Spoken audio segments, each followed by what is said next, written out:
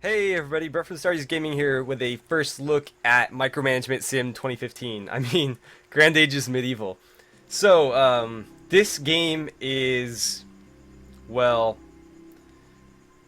interesting's not the right word, because in a lot of ways it's sort of bland. I don't want to knock the game because it is enjoyable, especially if you're really into like strategy, economy, sim type games. However, there is a lot less to this game than I think a lot of people originally thought. And that's part of the reason I think why it's got such a bad review on Steam right now. I think it's in the red in like either mixed or very very close to like slightly negative. Mostly just because I think a lot of people misunderstood what this game was, and I don't think maybe necessarily the developers showed off exactly what this game is as well as they maybe could have. But that said, there's nothing wrong with the game, and I have enjoyed my time with it so far. But I don't know that I could recommend it to everybody. Let's go ahead and jump into some gameplay, and you guys can kind of get a feeling for what I mean. So we're gonna play. There is a campaign with story, and apparently there's some pretty decent cutscenes. I haven't looked into it yet, but if we do a series on it, I may. But the real meat of the game is probably just the open game, which, you know, is kind of like a custom scenario. Here's my portrait here. The portraits, if you're looking for a decent looking male character, good luck. There are, I think, just as many female portraits as male portraits, which was nice to see, and the female portraits in general look a lot better than the male ones do. We'll flip through these, but the males all look a little bit odd. The female portraits, to me, it looked better for the most part. Let's see if we can find some like decent looking ones. I mean, some of them are a little bit off as well, but like to me that's a pretty decent looking portrait. That one's pretty decent looking. The males just have like such weird haircuts. I think is probably the issue here that I'm having. Like, he's probably the only not strange looking one, but then trying to be like King of England with like a turban is a little bit strange. But I mean, I went with like beard guy over here, just because. Where'd he go? Yeah, I'm gonna go with beard guy here because I'm actually rocking a beard right now myself. And then you can change the shape of your shield, which is cool, I guess. I would have liked to see more options for the actual shield, though. I think there's more options for the shape than for the actual shield itself. Let's go with this. For the crest, there's a couple different options here, but let's see, let's get back around here. That's literally it. And then for shield colors, you've got like your basic, well, not primary colors, but like your red, blue, green, orange. And then for crest color, it's either white or black. That's it. So a little bit limited there. Not a huge deal. But let's go ahead and jump in.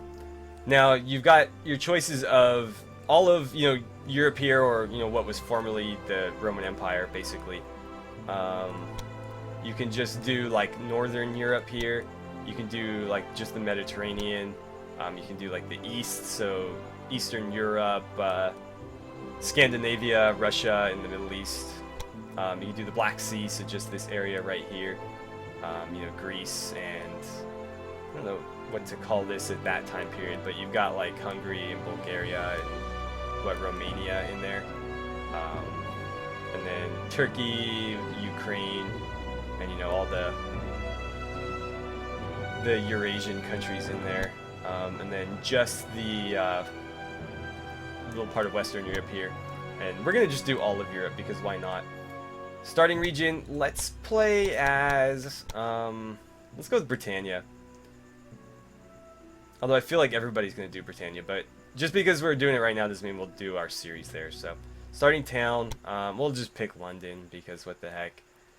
Starting funds, that's fine. Starting AI funds, we'll do lower and normal. I guess, yeah, we'll just leave it with what the game defaults to, I guess. So, there is a lot of economy sim going on here. I'm going to skip this because I've played a couple hours of this myself. So, basically the clock is always running. And that's one thing I sort of like, especially in this game, because there's just so much downtime. But basically, you're going to spend a lot of time in this menu here. And so these things right here are the things you're producing, and eventually you will want to change some of these. The lumber and the bricks are going to be very important for buildings, so you're going to need at least a few cities producing these at all times, and generally in very large quantities, because every building that you build is going to need these in some way, shape, or form. And then obviously food is, a fairly important commodity. And then wool. Wool I have not found to be all that useful, although basically anything that your neighbors aren't making can be pretty useful just for the sole fact that they'll buy anything you sell them, as long as they don't have too much of it. So down here, these buildings are more important than they may immediately seem, because right now they don't look to have a whole lot going on. However, if you click this, this is actually where you're going to be buying your traders, your settlers, your builders who are going to build roads for you, and back around the traders. Carts are also very important because builders can only carry 100 of an item or items at a time. Carts will give you another 100 for every cart that you have in your caravan. So you can basically take one trader and throw like 5 carts on there, and now he's got like 600 capacity instead of 100. But we don't care about that right now. I don't know, have I ever clicked on? Yeah, some of these really don't do anything. They just have like little tool tips. Production is sort of a big one here. You can toggle up and down how efficient you want them to be.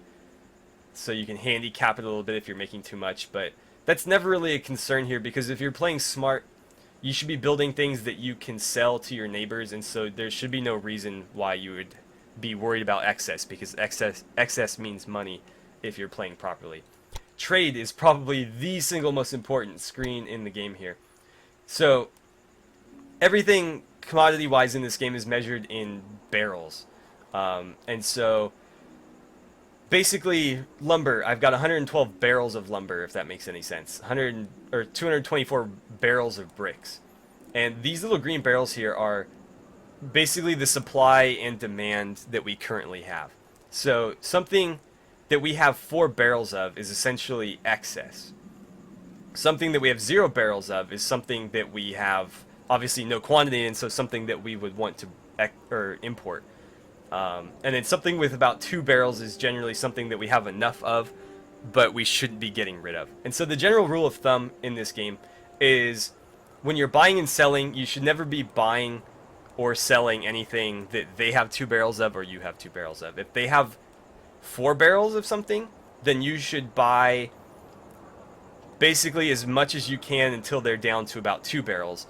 And then if you go sell it to either your own city or some other city, you want to make sure that they have less than 2 barrels and sell it up to 2 barrels, if that makes any sense. So basically, anything that is in excess you want to buy and sell it to somebody who is in need of it.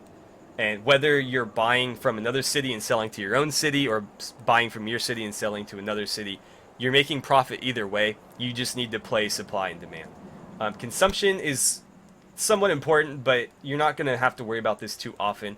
It's basically just telling you, okay, so we're making 30 lumber, and our town is using 5 of it. So that means for every 30 lumber we produce, we'll have 25 that we can sell. For every 60 bricks we produce, we'll have 50 that we can sell, and so on. And this just basically tallies all your towns put together. Again, quantity here, this is how many businesses we have producing each. The businesses are essentially just the multipliers here, so we have 1 of each of these to start. The computer tends to overproduce things quite a bit, and so you need to be very careful about trade agreements with AI, because they can totally flood the market with certain things and ruin your economy. And then over here, I actually found these to be fairly useless. Because, for example, this is telling me where my scout is, blah, blah, blah, blah, blah, but it's actually got a really handy tooltip up here. So if I click that, that takes me to my builder. If I click this, that takes me to my trader. If I click that, that takes me to my scout in this case. I'm actually going to turn this down to 0 for the time being, just so I can kind of explain this stuff. My empire just tells me how I'm doing. I have 1 town, 500 population. Our prosperity is about 61%, so we're doing good, but we're not doing great. We don't have any titles. Basically, the little areas you saw before where we had to choose, we wanted to play as Britannia and then London. So if we hold I think it's like 66%, so 2/3 of the towns in that area, then you become king of that area. I have yet to do this because it's very difficult to get existing cities to join you. Balance here is probably a screen that this game will nag you about pretty constantly. Basically, this keeps track of how much you're spending versus how much you're making. I've found that, especially in the early part of the game, I'm almost always in a deficit, just because it's going to count your investments in new buildings against you. So if you spend 200, or sorry, like 20,000 gold on a new building, and then that week you trade and make 10,000 gold profit, you're technically in the negative, even though you just invested that gold into a building that was going to make you more money later. So you can't always rely on this, but it is a good indication of whether or not you're running a sustainable economy in your town. Competitors, this just tells you what's going on in the other kingdoms. Apparently, even though they were set to lower than what I had, they have more, so okay, I guess, whatever. Diplomacy, this just kind of tells you what's going on between everybody else. In a game this size, it takes a really long time for this to get fleshed out. And regions, this just shows you the regions that you're aware of and the cities in them. So this is us, the little dot there in red, and Leeds is apparently our closest neighbor in gray there, and that means they're neutral. They're not affiliated with any of the major factions. So it means that I can sort of annex them if I get my relationship up high enough with them, or if I conquer them. Conquering is something that you won't see a lot of in this game, though. Development. This is sort of the tech tree, although you're going to be spending a lot less time in this than you would initially assume. So basically, every time you quote-unquote level up, you get 3 tech points. So development points. So I've got 3 right here. I would probably suggest on the production one here, trying to take at least one of these right off the bat. Again, I am no expert at this game. I wouldn't even claim to be good at this game, but basically, when you're producing this stuff here, these are raw materials. These are great early on, and they're stuff that you definitely need, but they're not going to fetch you a whole lot of money, especially later in the game. And so in here, for example, you could be turning the wheat you're producing into a ale that you could be selling for a lot more than just the raw wheat material. So, for example, what I would probably do here, what I think I'm going to do, is I'm going to spend a point on this, and then we're going to get rid of the wool factory, and we're going to use some of our wheat that we produce to make ale, and that should net us more gold in the long run. Infrastructure-wise, this is probably really important as well.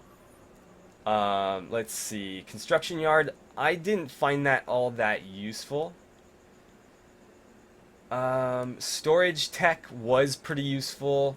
Settlement construction, if you're going to be trying to expand fairly quickly, this is a good way to go. Although, I find that relying on settlers is not a good way to play this game. They are very, very expensive. So, something more useful, I would probably suggest... let's see... That would actually be really useful as well. However, I thought there was one that let you build better roads. Smithy would be good, but we don't have any guarantee that we have access to coal and metal yet. So let's go ahead and grab... Storage is probably going to be important. And settlement construction... Yeah, I guess we may as well take this. It's basically just lowers the capital required to build a new settlement. Or at least the businesses in the settlement. So we'll take those. And then, like I said, once we level up, we will get 3 more. And finally, Chronicle. And this just kind of tells you the history of what happens. So, year 1050, week 16, Village Chief Astartes has taken the lead over the town of London.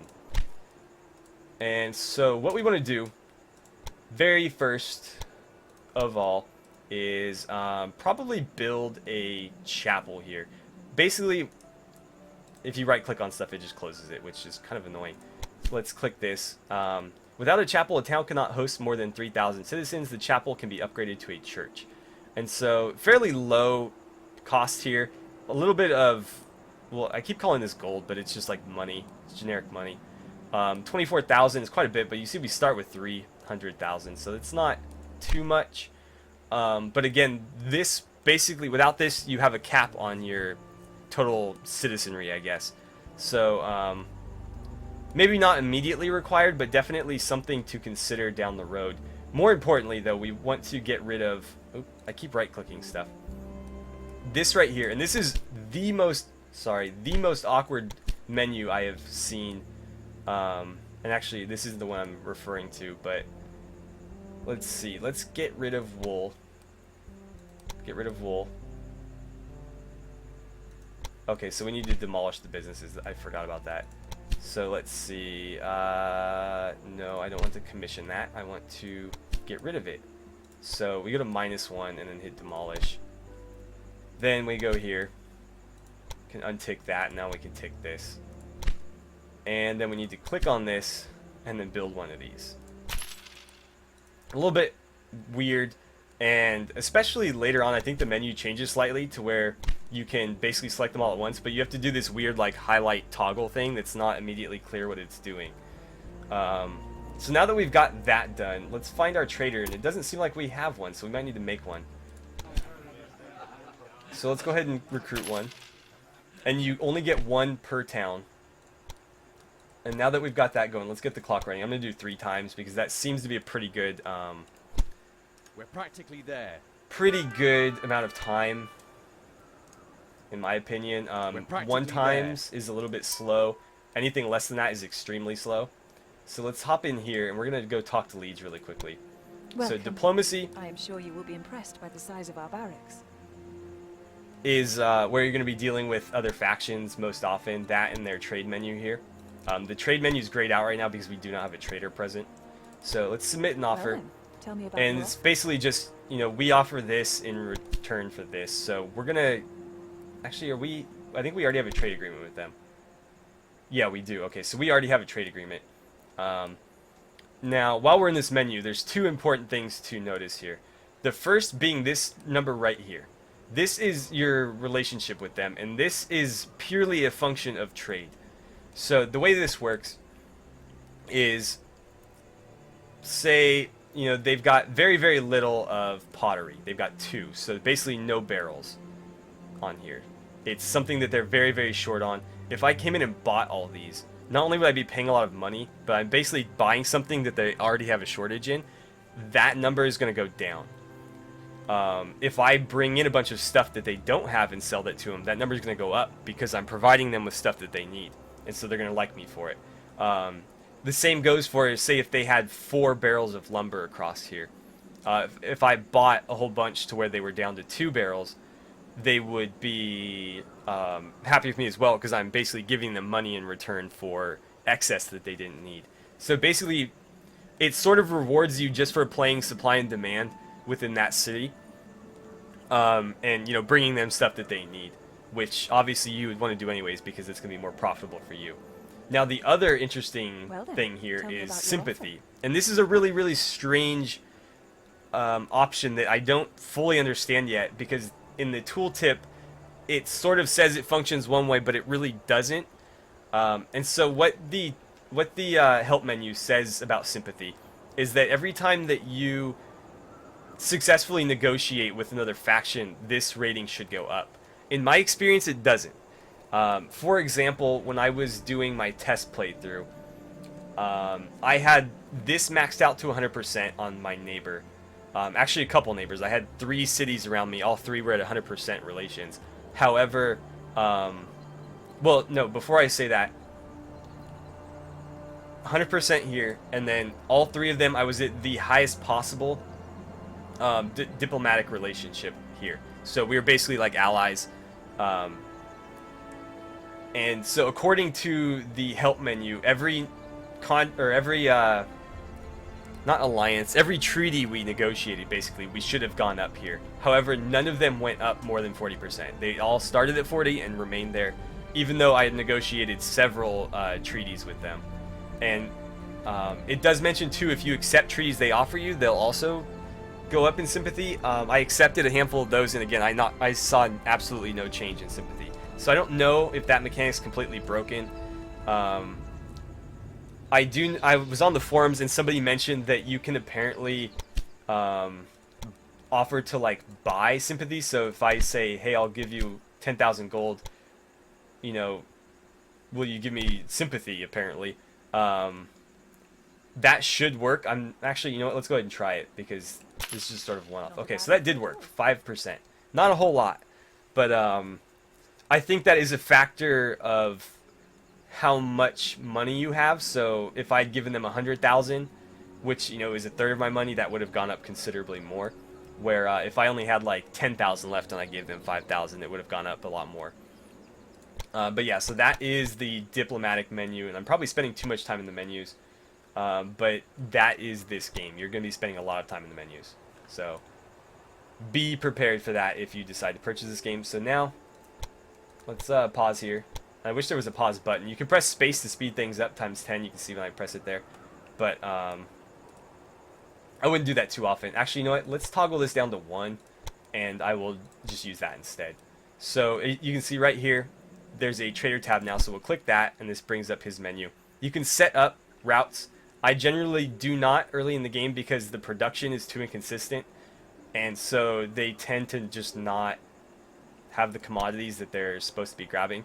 We already have some carts here, so I'm going to add them onto our caravan, and then we'll click this again just to make sure he's selected, and then you click on the city, go to trade, and now we'll be able to load and unload goods. And so as you can see, these are the different commodities that we have access to right now. These are obviously in surplus. These are in basically the opposite. I can't remember the word for the opposite of surplus, but we have 8 and we need a lot more than that. So with very little wheat, although we will be producing a lot of this. Right about where we need as far as fruits, and a little bit low on beer. Sorry. So basically these are the only 2 we have in surplus. And so what you do is you click this. If you drag it to the right, you're buying it, and so you can see my money go down there. If you drag it to the left, you're selling it. It won't let me do that right now because I don't have any goods. So let's just buy 50. We'll buy 50 of these, and that puts us at 2 barrels left. So we basically bought about half of... Why did they go down to 45? I thought I bought 50. Anywho, we bought about half of, you know, the total amount there. So you can see as you go to the right, this goes down. And so what I generally do is... Let's say, so 60 was like right before it dropped to 2 barrels. So I'll buy that. And then when you come back to here, you can buy it in smaller increments again. And so it looks like 4, 5. So we'll just buy just enough to put it down to 2. Because again, the more that they have, so when this is in 4 barrels, I'm paying less for it. When it's only 2 barrels left, I'm paying more for it. So I generally buy up to that point, and then I don't buy anymore because now I'm paying a premium for it, where before I was, you know, getting a really good deal. And so the next thing you do is you send them off to the next city. And so they run along the road here. In the case of London, they have this little like weird stupid road thing. I don't know why that's there, but there's this like here, this road right here. They go up and they have to make like a 90-degree turn and another 90-degree turn. You can zoom in and actually look at your city, and it's pretty cool because it does grow as you obviously build it up. You can actually click the individual buildings, so this is the inn. Without having to go through the menus, you can click on this and build stuff. And this guy will just outright swap goods that you might have or want. But yeah, so you're going to spend a lot of time sitting here watching your trader go to the next city. Or traders, obviously. So, I don't think there's any more cities in South... Well, is this like England, I guess? No problem. This particular island. There should be Glasgow up here. Yeah, there it is. So into Scotland here, and let's look at diplomacy here. So we don't have the trade menu here because we have never met these guys before. So let's go ahead and submit an offer. And now basically, as far as alliance stuff goes, you're basically just working from one level to the next. And so the first is a transit agreement. And you can't do anything with them until you have a transit agreement, and you have to pay them for it. In my experience, about 12,000 is usually enough. It looks like he accepted 10, so we'll take that. And then let's do one more because we're already here, and we will buy the trade agreement from him. Now, if you're patient, they will eventually offer it to you. However, I am not patient, and we are, you know, short on time here. So You have made a good offer. there is a trade agreement. Now we are able to trade with them. And then let's send this guy off Let's to get on with it. Dublin over here. And they can't cross the water. We're practically there. So he'll go discover Dublin. And this guy's just about to arrive in Leeds. So we'll click on that. Make sure he's selected, otherwise you won't be able to trade. And then you'll click on the city, go to the trade tab, and you can see now this is open. They don't have any lumber, so that's good for us. They're in very bad need of lumber. So you can see as we move this over, our money increases now.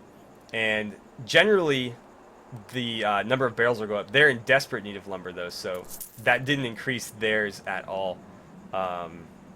This, however, you'll see probably go up to 3. No? Okay. So they are in pretty bad need of both of these.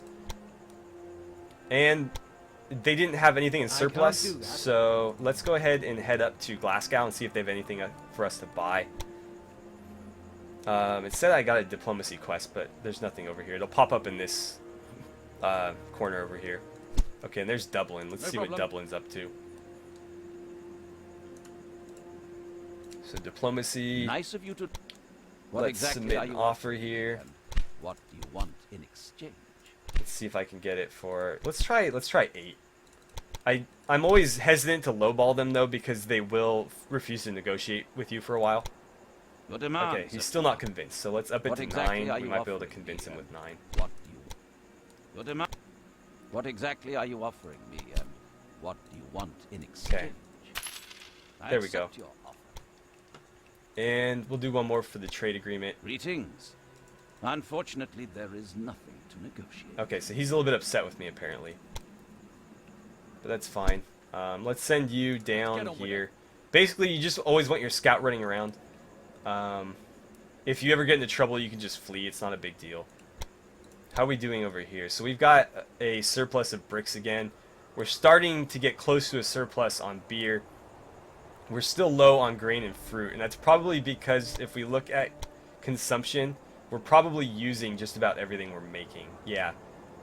So basically, we're producing 20. 10 of it's going to make beer, and 10 of it's being eaten by the people. So we're making exactly as much as we need, and that's totally fine because, again, the beer is going to sell for more than the wheat or the grain. So there's really no reason to try to sell grain on its own. Unless you have, you know, a neighbor that really desperately needs grain. Let's see, you're just hanging out here? Okay, so you have arrived. They don't have anything in surplus either, so basically we just need to keep returning to our town and buying stuff and then selling it to these guys. Now, let's look at settlers. I don't know if I can make one yet because they're very expensive. Yeah, we are short on everything, so basically you make one of these guys and you move them around, and it'll tell you what resources are available and whether or not you can build a city there. If we have time, which we probably don't because I think I'm already well over the time limit, but I would probably build along the coast on this side or something. Although proximity is definitely good. To an extent. I mean, obviously the less distance you have to cover to trade between your own cities is ideal. But on the other hand, they do have a sphere of influence, as you can see, and you want to be sure that you're not building too close together and sort of like handicapping your own expansion. Sort of like in Civ is not a good comparison for this game at all, but the city placement works similar, where if you have 2 cities too close to each other, you basically waste all of the area of influence that you can gather from those. So let's cross over into France here, and Paris should be down here somewhere. There it is. It's nearby. Looks like they already are up in trading. And let's see, they're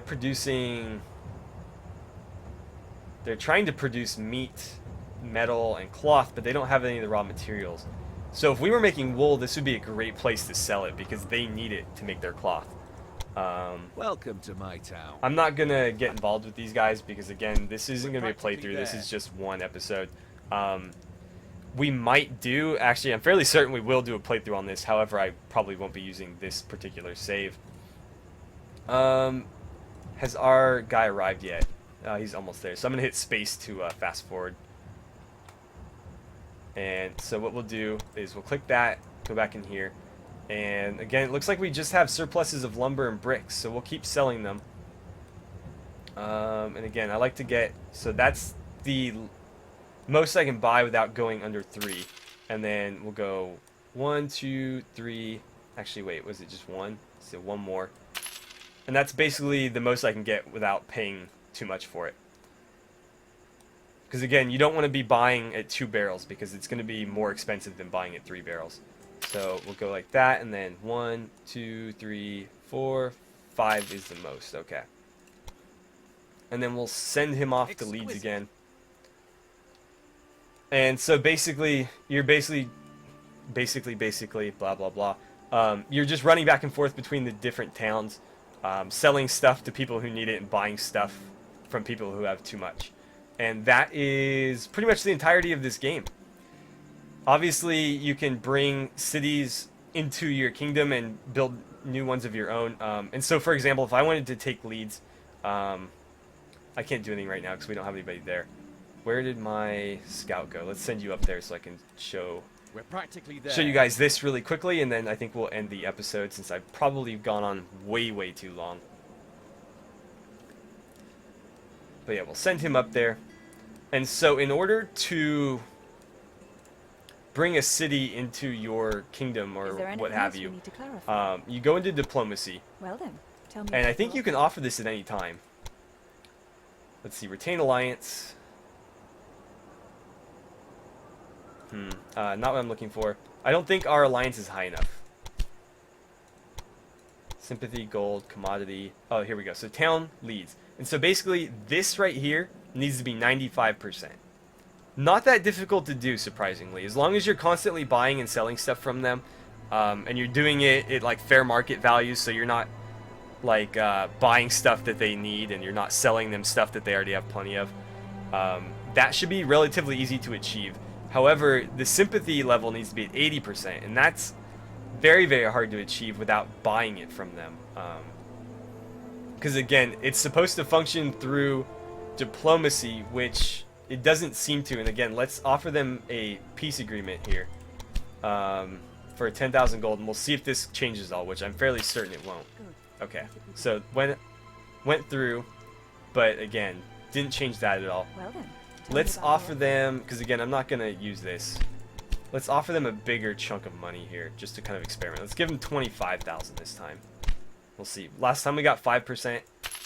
That time we got 14. So that's, yeah, I mean, that's a much bigger chunk, but how much money are we going to throw at them just to make them join our kingdom, you know? So, yeah, I think that's pretty much it. That's literally everything that this game has to offer, and you just are doing more and more of it as you expand and get bigger. You know, you can build up kingdoms. There are soldiers that you can build, and the scout is effectively a soldier. And if you zoom in really closely, they actually do have little... if I can catch up to them. These guys are on horseback, so they move pretty fast. So you can see 2 just mounted scouts there. You could build up fairly massive armies in this if you manage to be able to afford it, which I have yet to do. Let's see, I'm about... I think I'm in like year 8 of my private playthrough that I was doing just to get a hang of the game. I have 4 cities, I think. I built... I think I built like... I'm trying to lay it out, but this fog of war is making it difficult. So I just think of what I built up. But I think I had 4 cities. But I had yet to be able to afford anything other than just economic stuff. And I, as far as I could tell, the AI was roughly in the same boat. They definitely did not have enough money to like declare war on me, let alone build up any semblance of an army. So yeah, my final verdict on the game, like I said, I enjoyed my time with it, but it's difficult to recommend to people in general, because it's such a... I don't know if like calling it a niche game is the right term, but it's definitely not for everybody, is I guess what I would describe it as. If you basically, from what you saw, if that didn't immediately interest you, there's not a lot else to this game. So if you're expecting like total war with better economy and diplomacy, that's not at all what you're getting here. You have little to no control over the combat, other than just sending one army at another. They basically sort it out, and the bigger army generally wins. You do nothing city building wise other than what you see in the screen. This is the city building right here. The UI, I think, for the most part is good. There's a couple of menus that take too many clicks to get through. But overall, I mean, this has just about everything you would need to see. It's got your balance as of the last week, and you can see I'm already in the red here. Your actual buildings here, and if you click them, it'll give you a decent tooltip, and it'll tell you what you need. You can upgrade these buildings as they go along. The statue is pretty cool. You actually get to decide what it looks like, and then choose a bonus that it offers. So prosperity, you can do troop training bonus, unit building, protection from fires, protections from plagues, earthquakes, etc., etc. And this statue will actually show up in your town if you zoom in on it. So it'll show up in here somewhere. I don't know exactly where. I've yet to build one because the bonuses aren't significant for what you're paying for them. In the long run, I imagine they would be, but 3% when you're barely making 300 a turn isn't a whole lot. So, yeah, I've yet to really play with that. But other than that, I mean, let's see. Yeah, I mean, you've got your production tab, trade tab. Everything you would need to know for your economy is basically right here. Again, it has a little quick view of the balance here, but you can go into these guys and see the full thing. And like I said, this menu right here is going to be like 75 to 80% of what you're looking at during gameplay. So this right here, if you don't like the look of this menu, sorry, but this is all you're going to be staring at. And then, yeah, like I said, consumption and these two aren't going to be as prominent. This tab right here is what you're going to be staring at most of the time. This one, you're not going to spend a lot of time in unless, again, you want to handicap your factories, which I don't understand why you would. Again, excess is money in this game. If you're making too much of something, give it to somebody who doesn't have enough. So probably this tab and this tab right here. This is 90% of your game right here. So again, if what you saw right there didn't interest you at all, then I guess this game's just not for you. I'm enjoying my time with it, but it wasn't exactly what I expected. So I think that's where we're going to end it. Definitely let me know if you guys would be interested in the series. I'll probably end up doing one anyways, but feedback is always welcome, and I definitely like some opinions on where we should go and what city we should play as. But as of right now, I think we're going to be doing a series on this. So definitely throw me your opinions of the game. Thank you guys so much for watching. Don't forget to like and subscribe if you haven't already, and feel free to share the videos as you see fit. And I will see you guys back here for possibly part 1 of a Grand Ages Medieval Let's Play.